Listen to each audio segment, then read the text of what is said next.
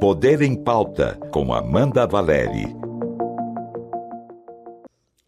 Olá, seja bem-vinda, seja bem-vindo ao Poder em Pauta, que agora é videocast diretamente dos estúdios da Rádio Cultura e toda semana um episódio novo. Hoje a gente vai falar sobre o futuro da faixa de Gaza com o plano do presidente dos Estados Unidos, Donald Trump, de retirar os palestinos da região e tornar a faixa de Gaza uma Riviera do Oriente Médio. Para falar sobre esse assunto e também sobre o futuro da região, a gente recebe aqui no estúdio a Isabela Agostinelli, doutora em Relações Internacionais, pesquisadora do Instituto Nacional de Ciência e Tecnologia para Estudos sobre Estados Unidos e do Grupo de Estudos sobre Conflitos Internacionais da PUC São Paulo. Isabela, seja bem-vinda. Muito obrigada, Amanda.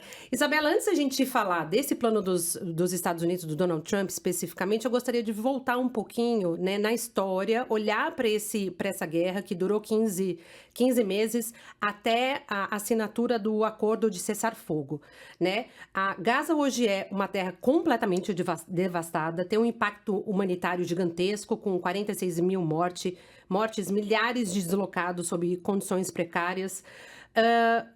A questão ali de Gaza vai além da região, da questão territorial, é uma questão política? Sim, com certeza, não só desde 15 meses atrás, mas desde pelo menos o início da colonização, né, sionista primeiro e depois israelense da Palestina. E, enfim, né, se a gente quiser voltar um pouco na história, a gente pode escolher alguns momentos chaves. Eu não voltaria tanto, acho que como o tempo é curto, gostaria de falar um pouquinho do marco do ano de 2005, né, que esse ano vai fazer 20 anos, que a faixa de Gaza, ela foi, entre aspas, libertada, né? E muito entre aspas, por quê? Né? Naquela época já havia essa preocupação do então primeiro-ministro de Israel, era o Ariel Sharon, também do partido Likud, né, que hoje é do Netanyahu, de tirar qualquer responsabilidade que Israel tinha sobre aquela região, né? Uma região muito pequena, são 365 quilômetros quadrados, na época, né, nos anos 2000, era 1,5 milhão de palestinos. Hoje já tem 2,3. E era basicamente, né, uma equação demográfica, né, de retirar essa população que estava ocupada militarmente por Israel, assim como a população palestina da Cisjordânia, e com isso, né, vir à tona, e Israel escreve isso, né, publica isso no próprio plano de desengajamento, que com isso Gaza se tornaria uma região autônoma, né. E aí, 2 anos depois, o Hamas toma o poder, depois de toda uma espécie de guerra civil ali com o Fatah, e é a partir de 2007 que Israel bloqueia, de fato, Gaza, né? Então, Gaza ela tem essa particularidade, apesar de estar conectada com outros processos da colonização e ocupação israelense da Palestina, Gaza tem essa particularidade de ser um espaço muito pequeno, de concentrar uma grande, né, uma alta densidade demográfica, e ser um espaço que não tem colonos israelenses, não tem assentamento israelense lá dentro. Desde 2005 não tinha presença física dos militares israelenses, né? Mas, ao mesmo tempo, Israel continuou controlando tudo o que acontece, né? Então, todas as fronteiras, a seção do sul, que era controlada pelo Egito, né? Espaço aéreo, espaço marítimo, enfim. Então, Gaza já era um espaço estrangulado, praticamente. Era um espaço bloqueado, ainda hoje é. E, claro, né, desses 20 anos muitas coisas aconteceram, diversas operações militares de Israel ali, né, sempre com a desculpa de enfrentar o Hamas e tudo mais. E a mais mortífera até então foi a de 2014, né, que durou 51 dias mais ou menos e resultou em 2.500 mortes de palestinos.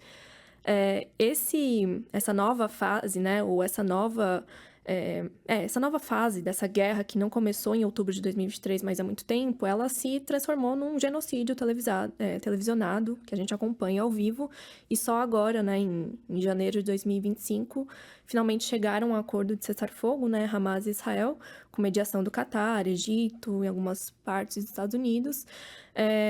E, como você falou, Gaza se transformou numa terra arrasada, né? Antes de outubro de 2003, a vida também lá não era fácil, né? Por conta desse controle de Israel, de todas as fronteiras, de tudo que entra, tudo que sai em Gaza e tudo mais. E as reações de Israel após os ataques do Hamas, né, de 2023, foram ações que estão sendo julgadas, inclusive, como genocídio, né? E agora, com o cessar-fogo, o que se tem, e aí a gente pode destrinchar um pouquinho ele depois, mas a grande preocupação é como reconstruir Gaza, né? Então, como eu falei, em 2014, mais ou menos 10 anos atrás, houve um plano de reconstrução de Gaza, ele até se virou um mecanismo de reconstrução e era controlado pela ONU, basicamente, mas, claro, Israel que deixava ou não entrar as coisas que precisavam entrar em Gaza, né? E essa reconstrução, ela nunca aconteceu de fato. Um dos modelos de controle de Israel, como eu falei, esse controle das fronteiras e de tudo que entra e sai em Gaza, nesse plano de reconstrução, havia impedimentos de entrar, por exemplo, cimento, né, cabos de aço, materiais que são essenciais para a reconstrução de casas, né? Então, hoje, o que a gente está vendo, na verdade, são os palestinos tentando reconstruir, nesse momento, né, com as suas próprias mãos. Então, tem vários vídeos, né, no TikTok, Instagram, que a gente consegue ver dos palestinos que estão tentando, de alguma forma, reconstruir essa terra que ficou basicamente arrasada, né? Eu vi hoje um dado do Al Jazeera, que eram, acho que, cerca de 60% a 70% dos prédios foram destruídos.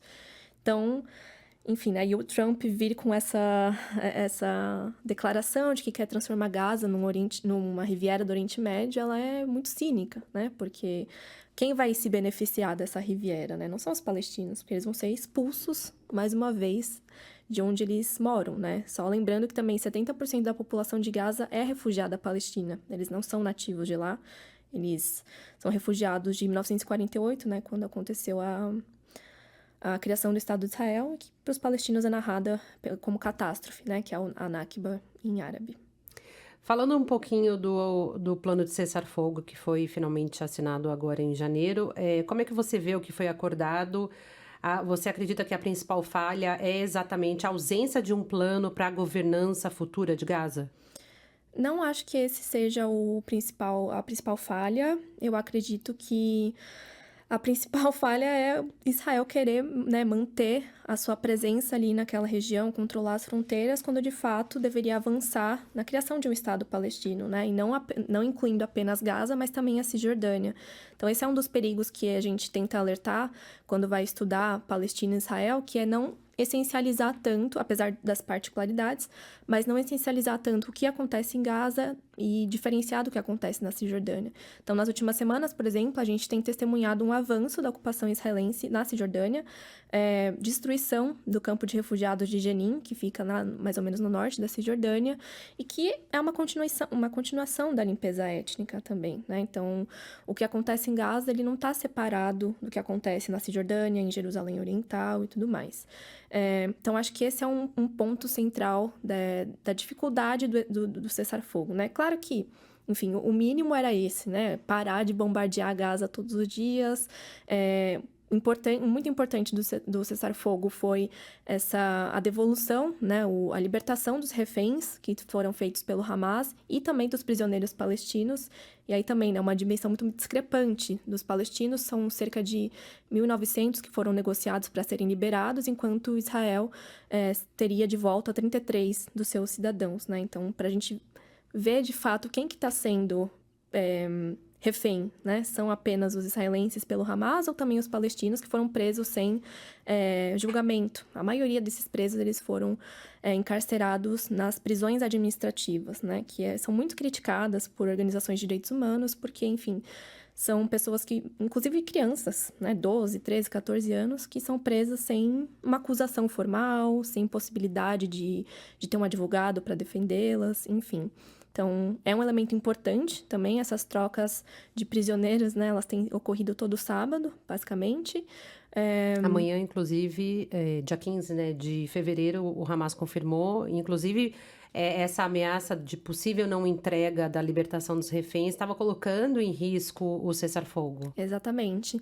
E o Hamas estava, né, aparentemente ameaçando não retornar esses reféns porque Israel estava violando alguns acordos desse cessar-fogo. Então, já teve algumas mortes em Gaza por bombardeio, atraso ou impedimento de entrega de materiais de ajuda humanitária, que também estava ali previsto no cessar-fogo. E acho que uma dimensão muito importante, que foi muito celebrada pelos palestinos, foi o retorno deles ao norte de Gaza. Então, foi a primeira vez, desde 1948, que os palestinos retornaram para as terras de onde eles foram expulsos, né? porque, em geral, é o contrário que acontece. Eles são expulsos e nunca conseguem retornar. O direito de retorno é a demanda central, além do direito de autodeterminação nacional, né? Então, as imagens mostrando a marcha, né, para o norte de Gaza foram muito impactantes. E aí tá uma questão também que o Trump falou, né, naquela coletiva com o Netanyahu, quando ele trouxe essa ideia, né, de transformar Gaza numa Riviera, que Gaza era uma terra arrasada, que ninguém quer voltar para lá, que os palestinos voltam porque eles não têm alternativa. E, de fato, né, não é que eles voltam porque eles não têm alternativa, eles voltam porque a terra é o elemento central, seja ela devastada ou não, né? Então, se para o Trump, né, a única saída é expulsar os palestinos, para eles a única saída é ficar ali, permanecer e resistir da forma como eles puderem, né? Então, enfim, né, o cessar-fogo ele tem muitos problemas, ele tem muitas, né, pontos, muitas lacunas ainda, mas eu acredito que era o que foi possível naquele momento. E é importante lembrar também que esses itens do cessar-fogo eles já tinham sido negociados em abril ou maio do ano passado, né, pelo Biden. Mas só Que em saiu janeiro... com uma imagem de perdedor, né, Exato. desse acordo. Mas ele já tinha negociado esses pontos com o Netanyahu e o Netanyahu, inclusive, tinha negado. Né? Exatamente. Então, o ganho político acabou indo para o Trump e não para o Joe Biden, né? Exato, e é por isso que o Trump quer ganhar o Prêmio Nobel da Paz, né? Porque ele se vende assim, e isso não é de agora. É um destaque, acho que importante, da primeira administração dele, lá em 17 até 20, foi a assinatura dos Acordos de Abraão, que era, né, ali, são as normalizações entre Israel e alguns países árabes. Inclusive, é o que o Biden tentou avançar, trazendo a Arábia Saudita, mas o 7 de outubro acabou paralisando totalmente, né? E trazendo a questão palestina de volta para o centro das questões do Oriente Médio, né? Que ela já estava abandonada, inclusive pelos Estados Árabes, né? E aí a Arábia Saudita, logo ali no começo do genocídio, já falou, né? Que não voltaria a negociar com Israel e Estados Unidos essa normalização se não houvesse como contrapartida a garantia de criação de um Estado palestino, né? E ela continua, o rei, né, da Arábia Saudita continua nesse discurso. Então, o Trump me parece que ele está tentando avançar nesse sentido também, né? E essa proposta dessa medida do Donald Trump de tirar os palestinos da faixa de Gaza, enviar para Egito e para Jordânia, que já falaram não, né? Transformar o espaço numa riviera do Oriente Médio. Há um balde de água fria na discussão da criação de 2 estados? Sim, com certeza, porque significaria a expulsão de novo, né, dos palestinos. Então, eles demandam essa criação, pelo menos, né, quem defende a solução de 2 estados, que isso também é um debate agora, se seria um estado plurinacional, né, para todos os povos dali, ou se de fato seriam 2 estados. O Estado de Israel já existe, e o outro seria ali a criação de um estado palestino com os territórios da Cisjordânia e da faixa de Gaza. Isso seria, de fato, um balde de água fria, né, por isso que essa ideia dele tão absurda foi muito repudiada para praticamente todos os países, né? Na verdade, ele Exatamente. conseguiu, acho que um feito histórico, que ele conseguiu unir rivais e aliados no mesmo barco, né? Sim. Porque a Rússia, China, a União Europeia inteira, Brasil, são países que repudiaram veementemente. E sob a luz do direito internacional, é possível, é factível essa medida do Donald Trump? Bom, o direito internacional eu imagino que sim, porque Israel e Estados Unidos violam o direito internacional a todo momento, né? Mas me parece que é mais uma tática discursiva do Trump. Ele tem essa característica de lançar o absurdo em toda e qualquer negociação para, em contrapartida, ele conseguir algo que não seria tão absurdo assim, né? Então, me parece que é mais uma espécie de choque para ele tentar jogar no colo das monarquias árabes, principalmente, a responsabilidade de reconstruir Gaza, né? Então, é como se ele estivesse dizendo, mostrando esse absurdo, que ele sabe que não vai ser implementado. Afinal, o Trump ele tem essa característica de tentar retirar a presença militar dos Estados Unidos no Oriente Médio e transformá-la numa presença mais econômica. São outras formas de imperialismo, né? E ele fez isso muito bem no primeiro mandato dele. Só a gente vê o fim da ocupação do Afeganistão, do Iraque, a retirada das tropas e tudo mais. E, por outro lado, esse avanço dos Acordos de Abraão, né? Que aí Israel agiria como esse entreposto, né? Esse parceiro que consegue mediar suas relações com outras nações árabes que, em outro momento, teriam sido suas inimigas, né? Então, me parece que é mais uma um discurso mesmo, uma tática de negociação para os países árabes, por exemplo, Egito e Jordânia, que já falaram que não vão aceitar os refugiados palestinos e são contra essa proposta, mas também as monarquias do Golfo, que são as que têm mais dinheiro ali, né? Arábia Saudita, Emirados Árabes, o próprio Catar, enfim. Seria uma forma de eles assumirem essa responsabilidade de reconstruir Gaza. E algo que a gente tem que ficar de olho. Semana que vem, acho que dia 20, a Arábia Saudita vai sediar a cúpula árabe, né? Para discutir justamente esse absurdo que o Trump falou e como que os países árabes vão ou não reagir a isso, né? E uma semana depois, no dia 27, vai ter a reunião da Liga Árabe, que também vai tratar desses temas. Então, é como se... É o que me parece, eu tenho seguido alguns analistas especialistas no tema que têm tido essa mesma opinião também, né? Que é mais uma estratégia discursiva e menos um plano que de fato vai acontecer. Mas é uma ideia discursiva que pode, de alguma forma, causar mais instabilidade numa região que é extremamente, historicamente turbulenta. Com certeza. Já está fazendo, né? Esses estragos... e, no fim das contas, é algo que é muito... que o Biden não fez, né? Ele faz por baixo dos panos, em geral, os democratas. Mas o Trump, ele vem à tona e diz, né? Não, eu vou conduzir... Não com essas palavras, né? Mas é o que significa. Eu vou conduzir uma limpeza étnica ou vou dar continuidade à limpeza étnica ali na Palestina, né? Então, isso também é... Apesar de ser um discurso, não é que quando eu digo que discurso não é importante, ele é importante, inclusive nas relações internacionais. Exatamente, que é bastante simbólico, exato, né? As palavras carregam um peso, né? Mas é só pra gente ter saber fazer a diferenciação entre o que é dito e o que de fato é feito, né? A gente olhando para a história, né, para o retrovisor, Isabela, você mencionou a questão do Afeganistão e do Iraque, né? A gente viu a intervenção americana no Iraque em 2003. Essa medida, né, se for implementada pelo Donald Trump, ela pode ser catastrófica para o próprio governo americano? Sim, com certeza. Inclusive, muitas, como você falou, né? Todo mundo ficou contra. Inclusive, saiu uma matéria, acho que foi no New York Times, que 300 rabinos judeus se colocaram contra isso, né? Porque, enfim, de novo, né? Não é uma questão de religião, é uma questão política territorial, né?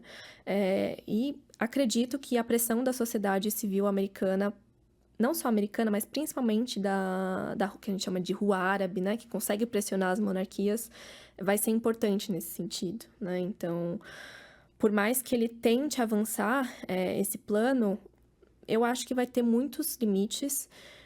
Em geral, os Estados Unidos não impõem limites à ajuda militar que dá para Israel, mas, como você falou, em termos de estabilidade regional, as coisas só vão piorar. Então, seria, para mim, um tiro que ia sair pela culatra, né? Assim como foi a ocupação do Iraque, do Afeganistão. Então, quando os Estados Unidos também, enfim, ocuparam ali por mais de 20 anos e não conseguiram acabar com o Talibã, né? E agora eles voltaram muito mais fortes do que antes, né? Então, não é um plano factível. E aí a gente já olhando assim, né, o primeiro olhar para o acordo de cessar-fogo foi, nossa, é um sinal de esperança para um respiro, pelo menos momentâneo, de paz. Aí vem essa fala que causa turbulência e pode, de alguma forma, minar de vez esse acordo de cessar-fogo?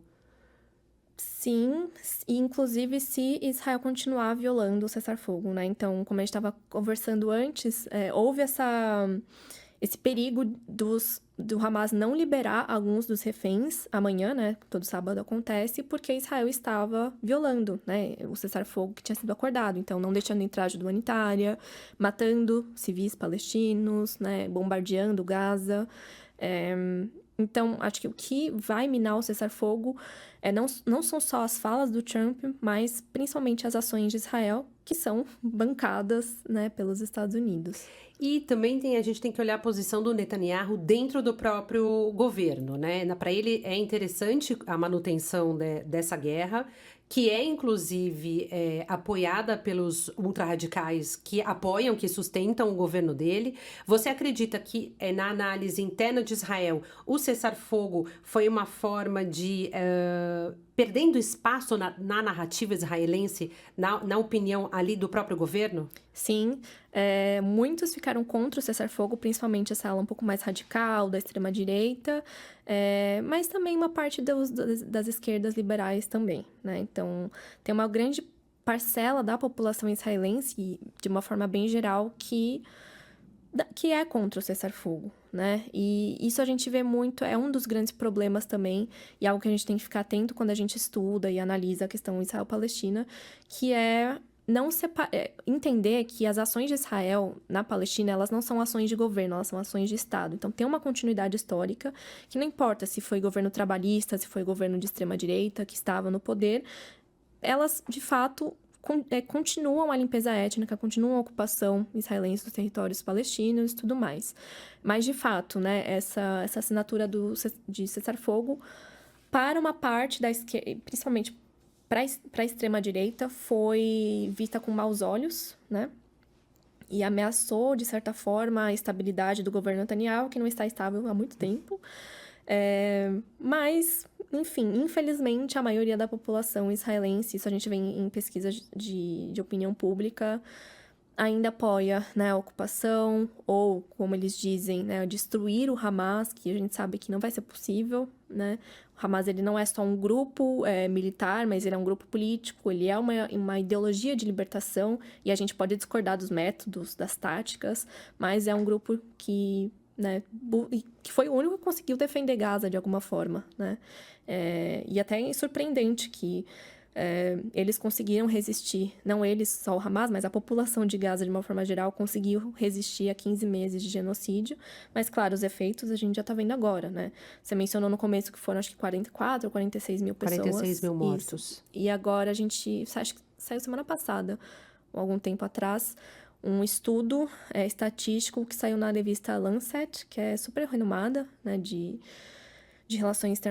nas relações internacionais, que estava estimando que de 7 de outubro de 23 a 30 de junho de 2024, na verdade, o número de mortos era 60 mil, né? Então, esse número 46, ele é uma estimativa um pouco baixa, né? Ainda tem muitos que estão sob escombros, né, desaparecidos.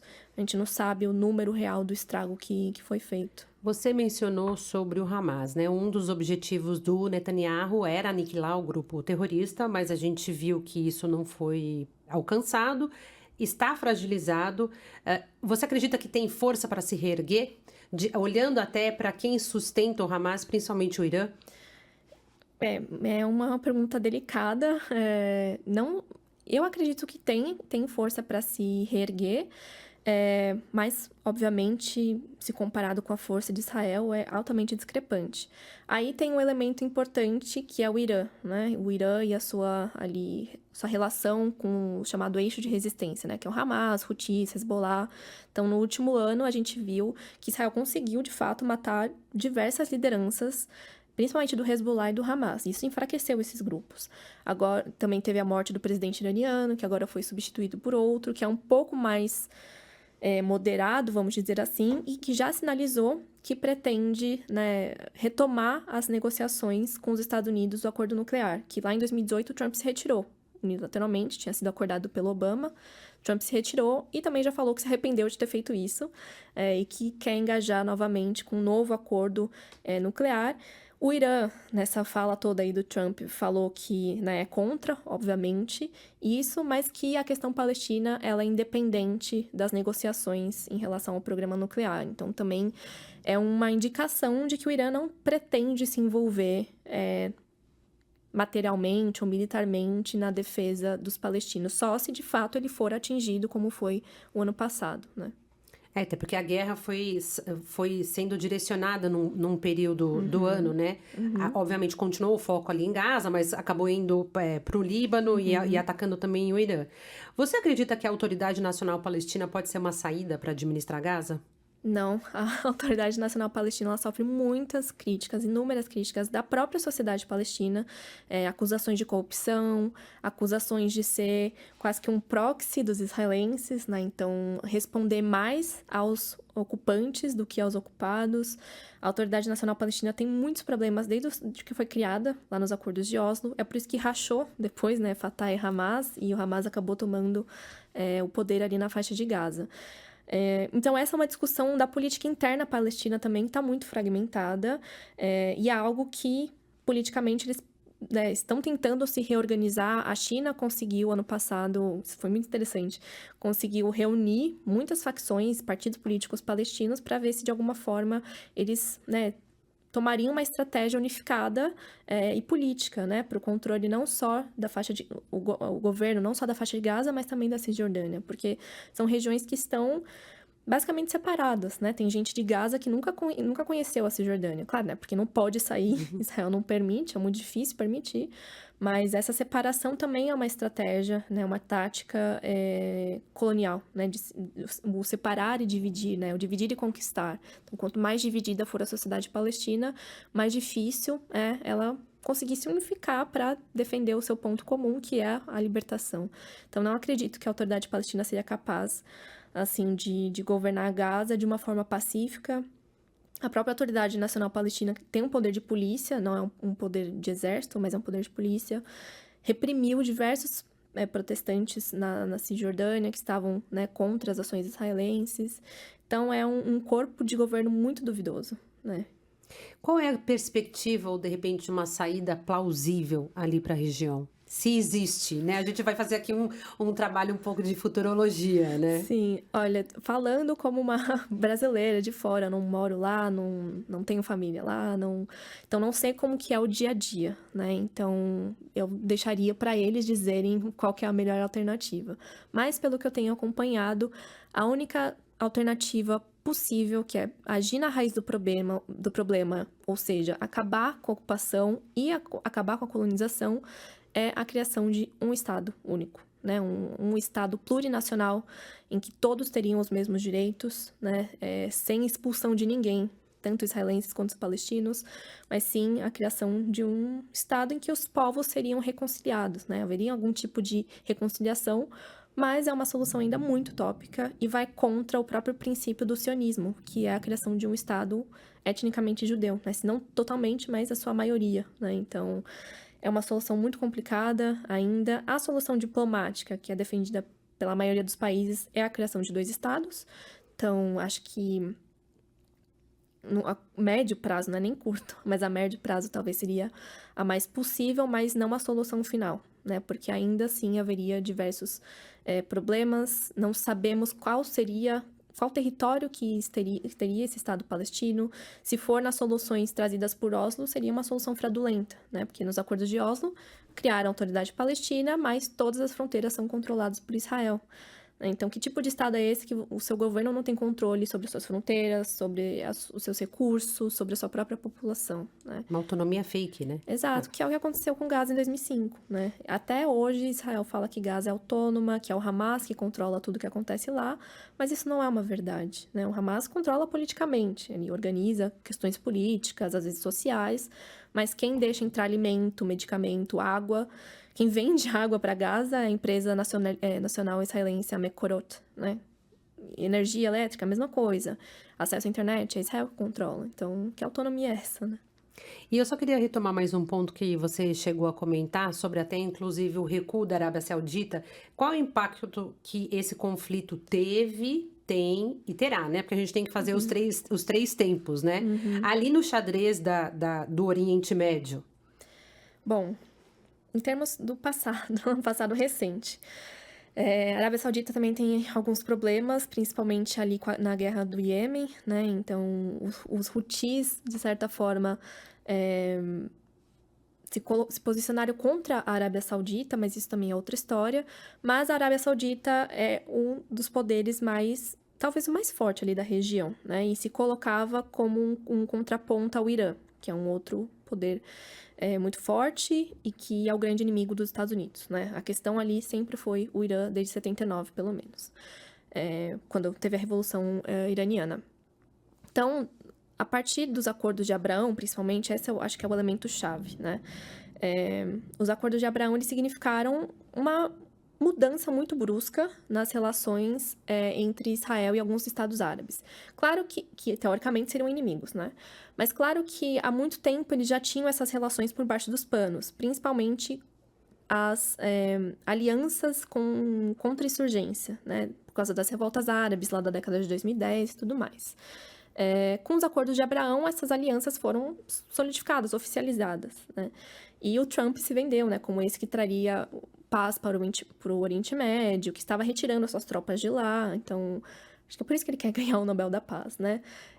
Só que que tipo de paz é essa, né? É uma paz de mercado, é uma paz neoliberal, é uma paz que envolve apenas a solidificação das relações comerciais. Então, houve trocas de tecnologia, transferência de tecnologia, inteligência, acesso dos mercados árabes à indústria de armas de Israel, que é a mais forte ali na região.